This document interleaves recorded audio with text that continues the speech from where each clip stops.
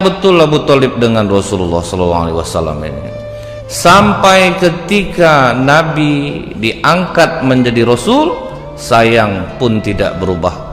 Pernah Abu Thalib ini diintimidasi Pak oleh orang Quraisy. Kau suruh enggak keponakan kau itu berhenti? Enggak juga dia berhenti berdakwah. Kami akan melakukan tindakan kekerasan. Tapi kalau dia mau berhenti, dia mau jadi raja Arab, kami jadikan dia raja. Dia mau harta, kami jadikan dia orang paling kaya. Kalau dia mau perempuan, kami carikan perempuan kami yang cantik. Tapi Rasulullah mengatakan, bulan, matahari diletakkan di kedua tanganku ini, tidak akan ku hentikan dakwah ini paman. Maka kata Abu Thalib, lanjutkan dakwahmu nak, aku yang akan membelamu. Jadi Abu Thalib sendiri yang membela dakwah Rasulullah.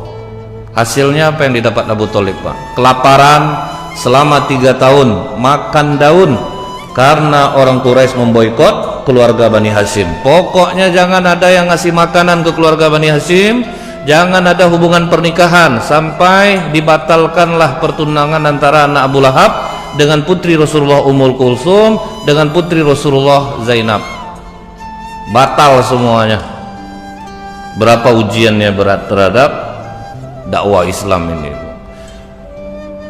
Jadi Abu Thalib 3 tahun lamanya kelaparan, memakan dedaunan, kadang sesekali ada juga lah sempat ada orang yang menyembunyikan makanan untuk makan keluarga Bani Hashim ini.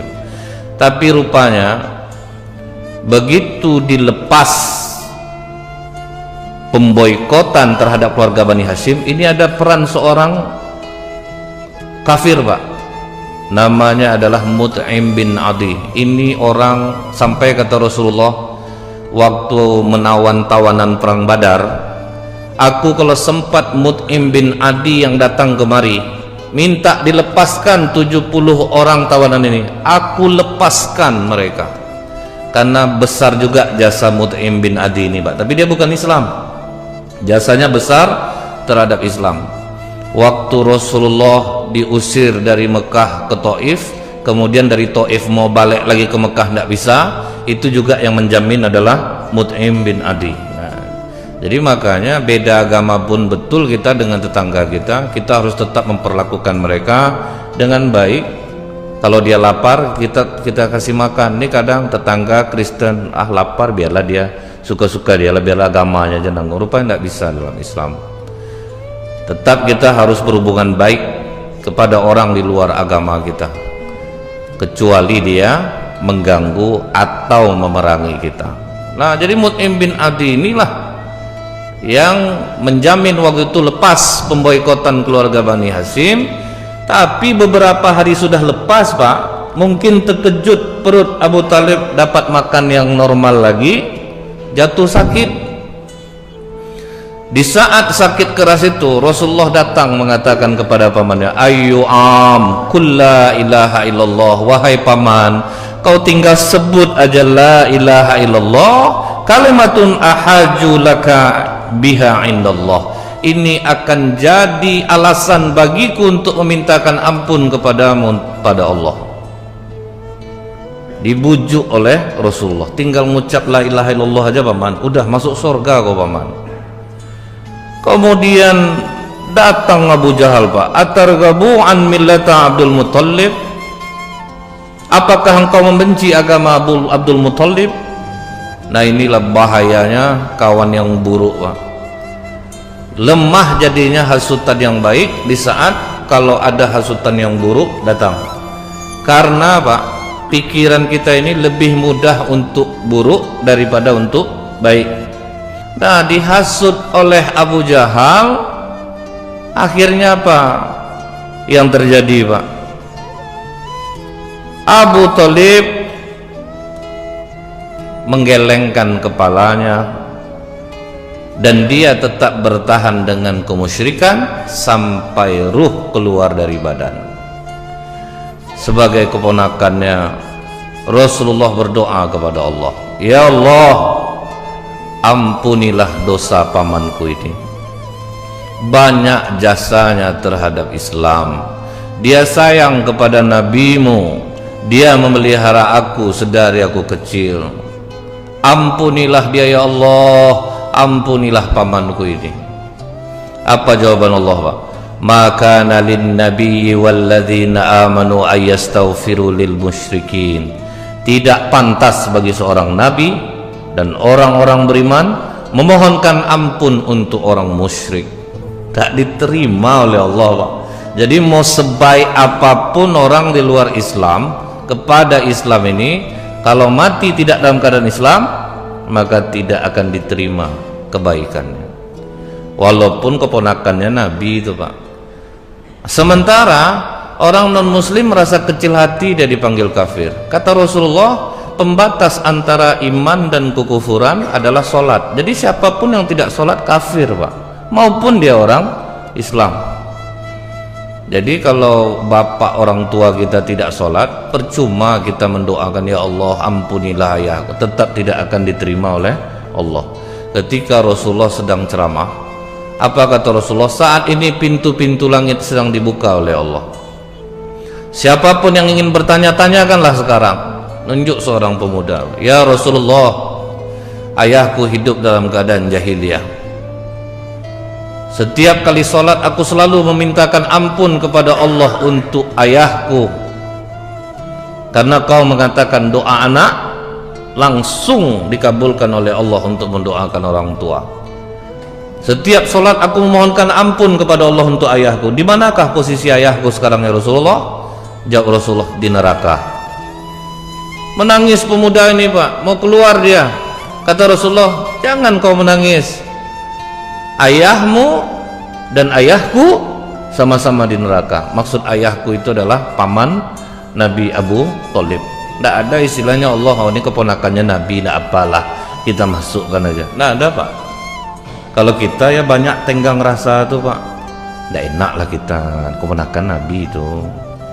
Malik, tidak salah kau azab betul lagi Malik, pelan-pelan aja lah ngazabnya itu, nanti lain lah kata orang. Tidak ada, Pak, pokoknya masuk neraka. Sampai kata Rasulullah, kalau bukan karena aku, pamanku ini akan diletakkan oleh Allah di neraka yang paling bawah, tapi Allah hanya meletakkannya di neraka yang paling ringan. Bertanya sahabat, bagaimana neraka yang paling ringan itu ya Rasulullah? Dipasangkan sendal neraka di kaki, mendidih otak di kepala. Itulah azab neraka yang paling ringan, dan dia merasa itulah azab yang seberat-beratnya. Terpukul hati Rasulullah, Pak. Paman meninggal dalam keadaan tidak muslim, berduka betul Rasulullah. Berapa sedih hati, Pak. Dari kecil bersama banyak bayangan oleh Rasulullah. Belum selesai kesedihan yang pertama, ada yang mengatakan jarak selisih 3 hari. Di dalam kitab Bilik-bilik Cinta Rasulullah karya Dr. Nizar Abbasah, seorang pakar sirah Nabawi di Syam, Syria. Jadi, Pak, di hari-hari akhir Ummul Mukminin Khadijah, dia duduk di kursi, badan sudah kurus, Pak. Bahkan dalam riwayat ketika menyusukan Fatimah itu sudah darah yang keluar. Jadi tidak ada air susu lagi, darah yang keluar karena tidak makan selama 3 tahun. Dedaunan yang dimakan. Kebiasaan Ummul Mukminin Khadijah itu, Bu, kalau Rasulullah pulang, dia berdiri menyambutnya. Ini yang tidak dilakukan istri sekarang, Pak. Jujur Pak, ada enggak, Pak? Bapak pulang ke rumah, berdiri istri Bapak menyambutnya. Istri saya pun enggak, Pak. Sama nasib kita. Jadi kebiasaan Ummul Mukminin Khadijah itu, Pak, begitu pulang Rasulullah, dia berdiri menyambutnya. Nah, waktu hari-hari terakhir Ummul Mukminin Khadijah itu, Pak, dia mau berdiri menyambut Rasulullah, tapi badan sudah ringkih, Pak. Udah menggigil, tidak sanggup lagi untuk tegak. Langsung dikejar oleh Rasulullah. Duduk saja Khadijah, jangan kau berdiri, duduk saja Khadijah. Langsung menangis Ummul Mukminin Khadijah. Dalam tangisannya itu Rasulullah bertanya kepada Ummul Mukminin Khadijah, menyesalkah engkau bersuamikan aku Khadijah sampai engkau menangis? Dulu kau perempuan terkenal dan dipandang orang segan kepadamu. Semenjak kau menikahi aku, hartamu habis, kau tidak lagi dihargai orang. Maafkan aku Khadijah. Apa kata Ummul Mukminin Khadijah, Bu? Aku menangis ini bukan karena itu ya Rasulullah.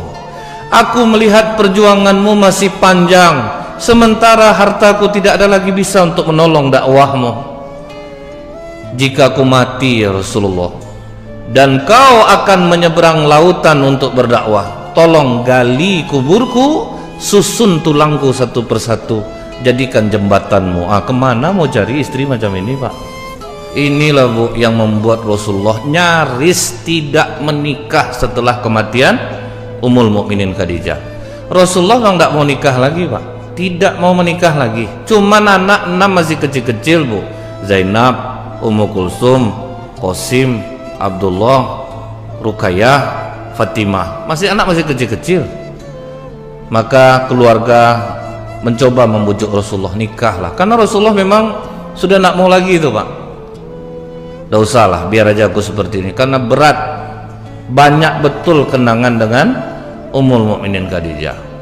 Karena banyak keluarga yang menyuruh-nyuruh, sudahlah ya Rasulullah, kau sibuk, ini anak tidak ada yang memperhatikan.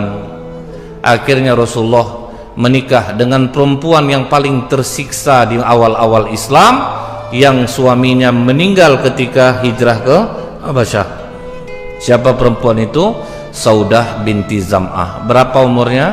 65 tahun. Jadi istri kedua Rasulullah, nenek-nenek, Pak. Jadi kalau ada orang mengatakan Rasulullah kuat nafsu, ya, kalau kuat nafsu mending anak gadis dinikahi Rasulullah, istri yang kedua. Tapi Rasulullah memilih nenek-nenek, Pak. Saudah binti Zam'ah itu, Bu, badan tinggi besar. Kalau aku, kata pengakuan Saudah binti Zam'ah, kalau aku sholat malam di belakang Rasulullah, begitu aku ruku, hidungku di punggungnya. Berapa tingginya itu, Pak? Hidung Saudah itu, Bu, di punggung Rasulullah. Itu kadang yang membuat Rasulullah tertawa mengingat Saudah. Dia agak humoris orangnya, Pak. Jadi kalau Saudah binti Zam'ah ini orangnya agak kocak. Jadi kalau dia bilang sama Rasulullah, apakah berdarah hidungku Rasulullah? Karena setiap kali ruku hidungnya di punggung Rasulullah, tinggi besar. Jadi istri kedua Rasulullah nenek-nenek, yang ketiga baru Aisyah, Pak. Itu tandanya Rasulullah bukan berdasarkan hawa nafsu. Inilah yang menyebabkan istri-istri Rasulullah sangat sakit hati sama Khadijah, terutama Ummul Mukminin Aisyah, Pak. Apa kata Ummul Mukminin Aisyah, Bu? Aku tidak pernah bertemu dengan Khadijah, tapi aku sangat cemburu kepadanya. Karena Rasulullah ini, Bu, pernah dia duduk berdua dengan Aisyah. Di antara istri-istri Rasulullah itu, Pak, yang paling paling enak diajak Rasulullah cerita hanya Aisyah.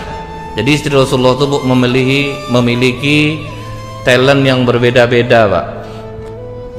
Kalau Zainab kecantikannya sama dengan Aisyah, bukan Zainab anak Rasulullah, istri Rasulullah Zainab binti Jaz. Kalau Saifiyah binti Huyai, yang paling